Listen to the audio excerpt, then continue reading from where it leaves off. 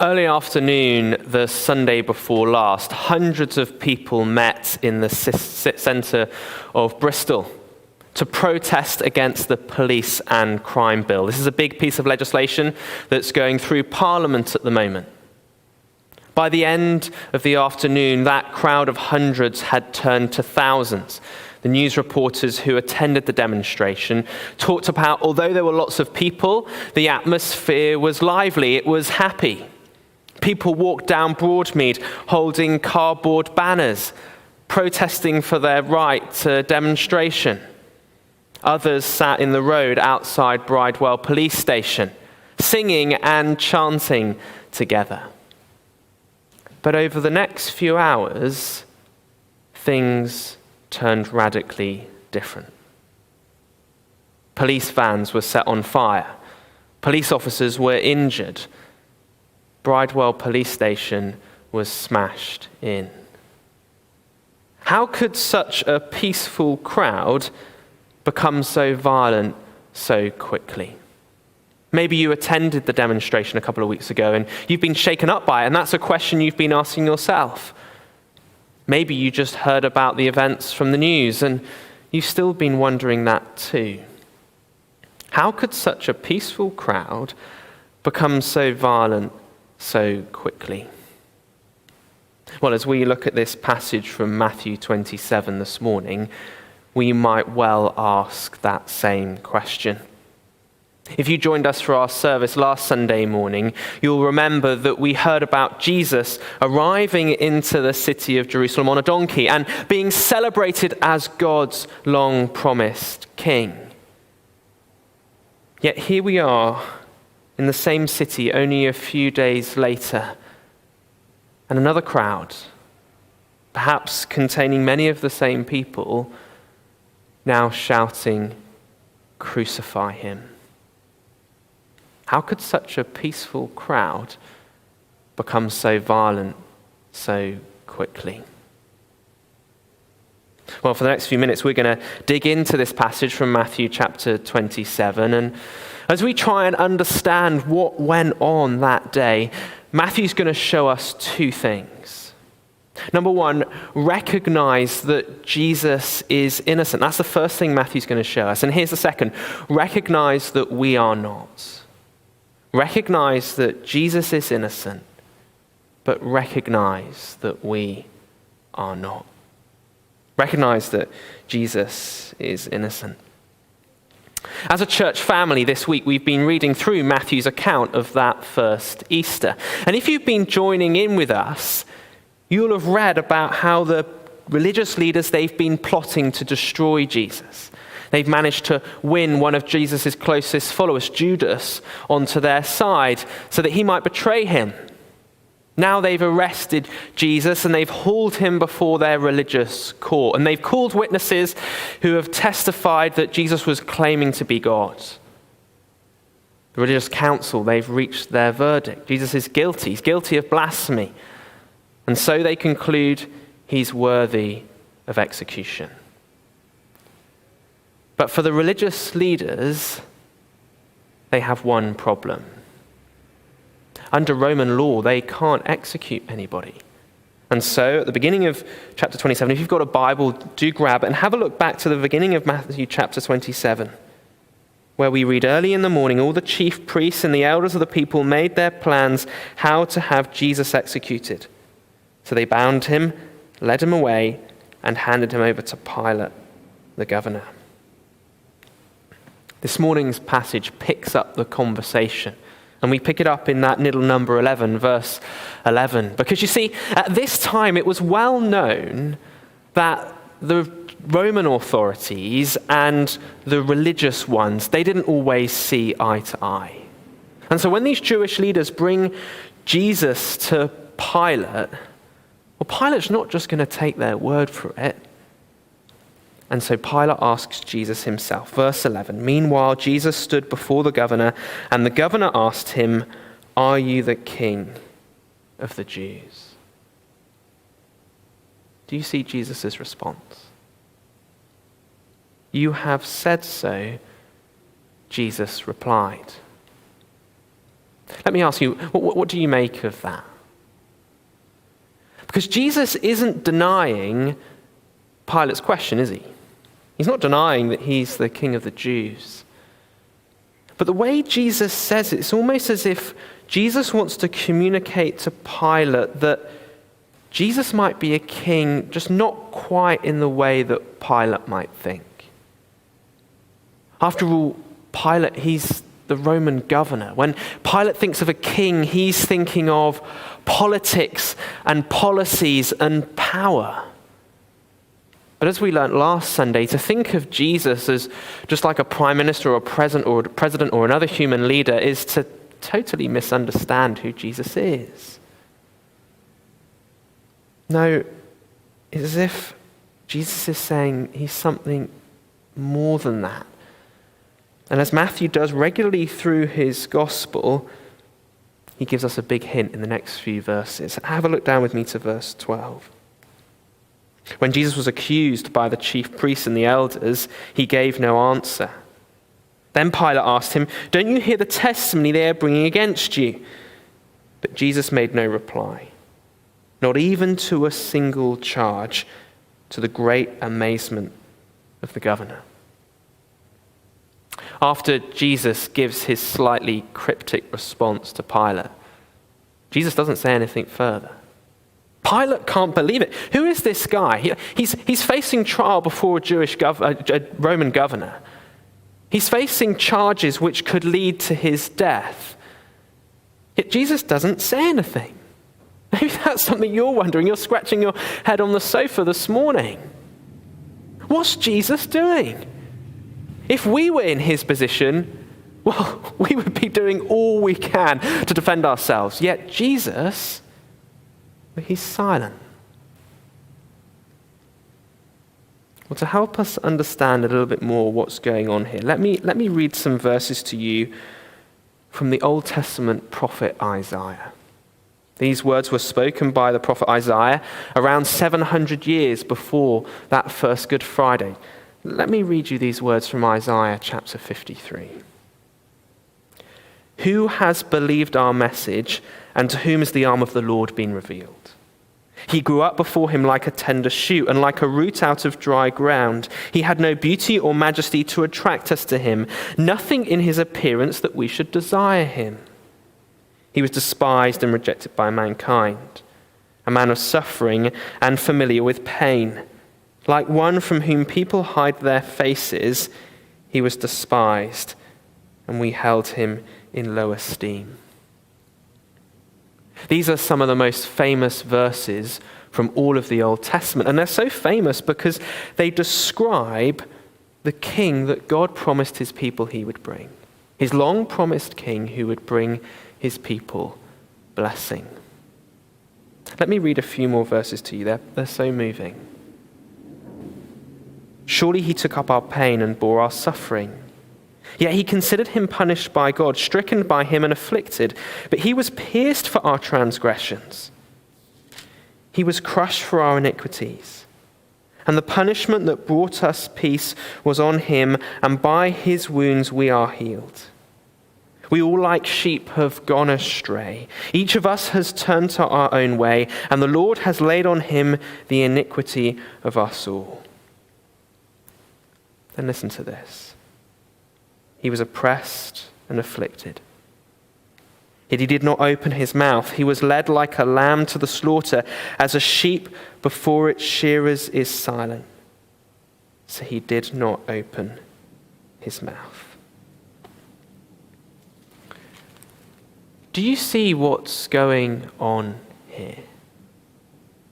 As Jesus stands trial before Pilate, as he faces charges which could lead to his death, his staying silent only demonstrates that he is in fact the King of the Jews. He is the one that Isaiah spoke of all those years ago. Recognize that Jesus is innocent. That's the first thing Matthew has to say to us this morning. Let me ask you, as you loaded up your device to tune into our broadcast this morning, who were you thinking that Jesus was? I mean, who do you think he is? Because I guess there could be some of us listening in this morning who have got our understanding of who Jesus is, maybe from our family or our culture or our heritage. Maybe we know lots of people who say they believe in Jesus. They sing his name in songs. Perhaps they have an ornament or a picture of him up at home, maybe even a cross around their neck. Yet as you think about these people you know, you're just not sure what impact he has on their everyday life. Maybe you've got your view of Jesus from another religion, maybe another sacred text like the Quran. After all, Christianity and Islam do say some of the same things about Jesus. Jesus was a prophet of God, for example. He was miraculously conceived. He was born of Mary. He ascended to heaven. He will one day return again. Maybe you've got your view of Jesus from another religion like Islam. But maybe as you think about how you're viewing Jesus, your view of Jesus hasn't really come from somewhere else or something. And you've decided your view of Jesus largely on how it feels to you. And if that's you, you're not alone. When I speak to many of my friends and family and neighbors about who they think Jesus is, well, often the Jesuses that they describe seem so different to each other that they're virtually different people. Whether our view of Jesus has come from our family, our culture, another religion, or just what seems to feel right inside, well, can I ask you this? How does that Jesus fit with the view of Jesus that Matthew gives us in our passage this morning? Because the truth of Christianity stands or falls on whether, in fact, the man that was crucified that first Good Friday was, in fact, the King of the Jews. And wouldn't it be such a shame if you went through your whole life believing in or not believing in Jesus, when all the while your understanding of who Jesus was just not based on the real him?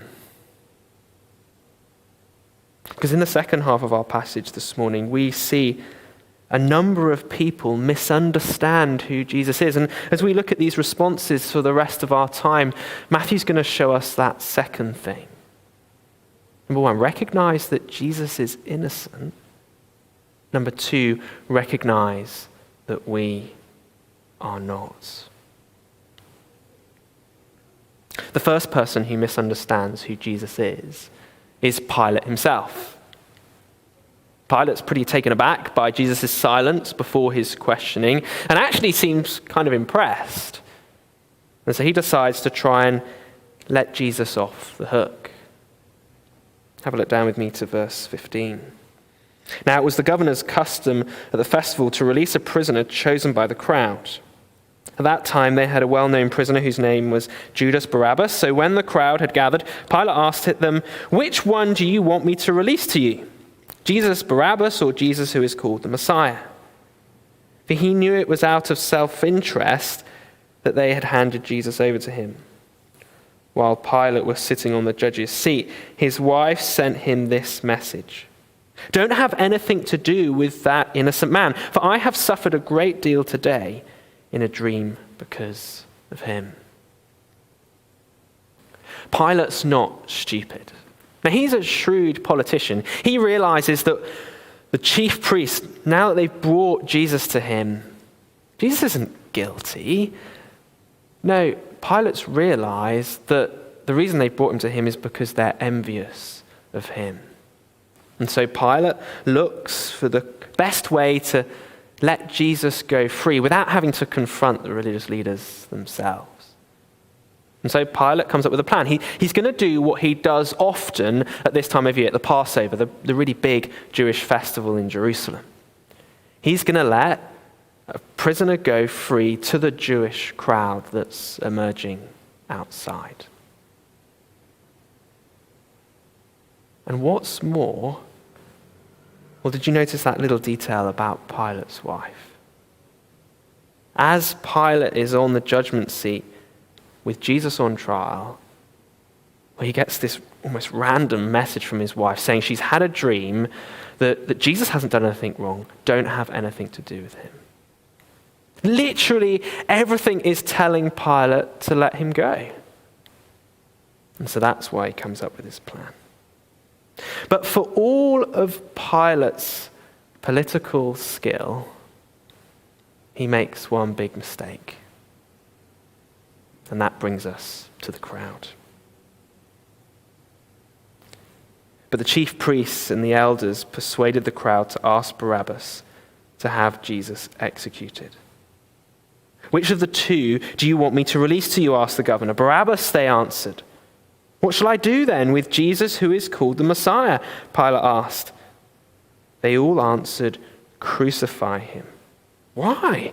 What crime has he committed?" asked Pilate. But they shouted all the louder, "Crucify him." Pilate already has in his cells this other man, Barabbas. Now he has Jesus. And as he goes out to the crowd to give them the choice, well, there's going to be no doubt in his mind that the crowd are going to pick Jesus. Like, if Pilate knows anything about Jesus, he knows about Jesus' reputation with crowds. Matthew's been showing us that's right since the beginning of his gospel. Everywhere Jesus has gone, he's amazed the crowds with his teaching. He's wowed them with his healing. It's actually likely that Pilate would have had spies in Jerusalem, and he would have heard about those events a few days earlier when Jesus came in to Jerusalem, hailed by the crowd as God's long-promised king. But Pilate misunderstands crowds, because crowds, after all, are crowds. Like our city found out the Sunday before last. Crowds are volatile, they're unpredictable. And a peaceful crowd can soon become violent. The religious leaders, the chief priests, they get in amongst the crowd. Perhaps we can imagine some of the rumors that they would have spread through the crowd, rippling through like wildfire. And the difference is scary, isn't it?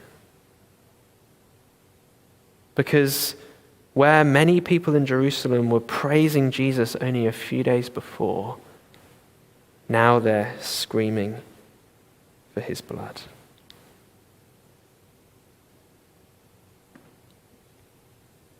I think this passage serves as a real warning to us. I don't know about you, but often as I go through life and I encounter difficulties, I can be so quick to blame those difficulties on other people. So, for example, in my own life over the last couple of weeks, I've been having to come to terms with the fact that often towards the end of the day, maybe my wife Helena's getting a bit flustered. Maybe she's trying to look after our young son, and maybe she's trying to get the dinner ready. And when she's kind of getting a bit worried perhaps sometimes, I can get really frustrated about that. Yet all the while, I've been turning up home late, much later than I said I would. So often we can be quick to find the fault in others when actually, often it lies at our door. We're so quick to find blame in others, other people in our home, other people in our school or our workplace, other people in our city. But I'm afraid Matthew just won't let us have the moral superiority of thinking like that this morning. Because do you notice that everyone in this narrative has some responsibility in sending Jesus to his death? Sure, there are particular people who play particular roles. We'll think about that in a few minutes. But not even the most kind of casual member of the crowd could say, I had no part to play in sending Jesus to his death. And I think that should serve as a warning to us. Because as Sharon said earlier, our hearts are the same as just as that crowd, aren't they often? Recognize that Jesus is innocent, Matthew says to us, but recognize that we are not. But back into the events. Pilate realizes that, well, things aren't going to his plan. Instead of actually giving the crowd what they want, they're actually really starting to kick off now. And so Pilate looks to try and just get himself out of the situation as quick as he can. And we read verse 24, when Pilate saw that he was getting nowhere, but instead an uproar was starting, he took water and washed his hands in front of the crowd. I am innocent of this man's blood, he said. It is your responsibility. This has gone down as one of the most famous acts of cowardice and weakness in all of human history. Here is Pilate about to send this man, this innocent man, to his death. And he kind of symbolically cleans his hands and declares that he's guilt-free. Just think about that for a moment. If Pilate really thought Jesus was innocent, if Pilate really thought, as Matthew indicates, that the Jewish leaders, they've only brought Jesus to him because they're envious of him, his wife's dream, how did Pilate really think that he could wash his hands clean of this matter? But that's the insanity of sin. Because think of what history would say. History says exactly the opposite of what Pilate says here, doesn't it? Let me ask you this. How many governors of minor Roman provinces have you ever heard of? Well, I imagine it's one. And it's Pilate. Why? Well, precisely because of what Pilate did here. Pilate has gone down in history as one of the most people from all of the Roman period. We're still talking about him 2,000 years later. And the fact that Pilate tried to declare himself guilt-free has made not the blindest bit of difference. What a warning that is to us. Because if you're anything like me, when you get into those tight spots, maybe those situations like I described with my wife Helen and I earlier, where really the fault lies with me, well, whilst we're so quick to blame other people, we're so quick to let ourselves off the hook, aren't we? We say to ourselves, it doesn't matter. Maybe if it's family, we say, they forgive me. If it's an underlying problem that we keep kind of doing again and again, we think, it doesn't really matter because at least nobody else really knows. The church hasn't found out. But Pilate should be a warning to us. Because Pilate has gone down in history as a great example of weakness and cowardice. And the fact that he kind of declared himself scot-free made the blindest bit of difference. Let me say it to you straight. If you're trying to make your conscience feel better this morning by thinking, I'm a good person, God loves me, I'll get into heaven, well, heed the warning of Pilate, because that could have awful and eternal consequences for you. Recognize that Jesus is innocent, but we are not. And we can't just get ourselves off the hook. So what are we to do then? I mean, really, if Jesus is innocent, if, as Matthew wants to show us, we all do have a part to play in crucifying our God. Where are we going to go from here? Well, before we finish, can I encourage us to think about one final person? And that's Barabbas. Matthew describes him, doesn't he, as a well-known prisoner, verse 16. And most people think that the reason Barabbas was well-known was because he was an insurrectionist. That means that he started kind of violent rebellions. He was a bloody murderer. And to help us understand kind of Barabbas' role in Matthew's narrative, I want you to imagine what it would have been like to have been in Barabbas' shoes that day. He's already stood trial. Pilate has sentenced him for his execution. In fact, no one's really denying that Barabbas is guilty. In fact, if you think about it, and you read on through the rest of Matthew's account, very little time now takes place between when Jesus gets executed instead of Barabbas and that order, and then him going out with two other criminals to be hung on the cross. It seems that Pilate's already got things ready. He's already produced 3 crosses. And so imagine what it would have been like to have been Barabbas that night. Perhaps Barabbas knows that it's his last. Maybe as Barabbas was in the cells, he heard the kerfuffle outside as the religious leaders came with Jesus to be tried by Pilate. I don't know, perhaps Barabbas would have been woken up by the buzz of the crowd, more and more people coming, people saying his name, people saying Jesus' name. Then the cries of crucify him, crucify him. Then the steps of the guard coming down to his cell. The clatter of the keys in the lock. The cell door swings open. Barabbas is free to go. As you're tuning in this morning, you might be wondering, what really is Easter all about? Well, if you've got regrets in your life, if there's things you feel bad about, understand this. What Jesus did for Barabbas, he offers you today. No matter the wrong choices you've made, no matter how many people you've let down, Jesus offers you this morning nothing less than to take the wrath of a holy God for all of the wrong things you've done.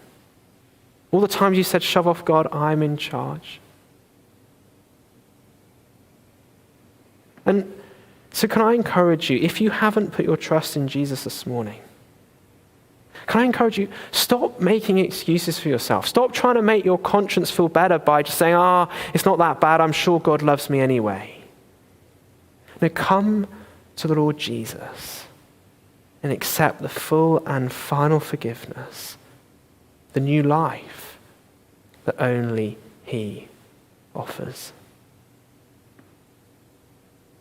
And if you're somebody who has accepted that forgiveness already, maybe long ago, maybe more recently, well, can I encourage you to do today something what Barabbas would have done well to have done that first Good Friday? Whether he did it, we can never know. But Barabbas would have done well, wouldn't he, if later on that Good Friday he had gone up to the execution site. And maybe at a distance he'd have seen those 2 criminals with Jesus in the middle. And he could have literally thought, Jesus is innocent. I am not. He has died in my place. And I imagine there wouldn't have been a day that would have gone by when Barabbas would have woken up in the morning and not thought of Jesus and the price that he paid for him. Friends, if we want to enjoy the joy of Easter Sunday, and my word, there is joy, come to our service in 48 hours' time. If we want to enjoy the joy of Easter Sunday, we first need to see our place in the events of that first Good Friday.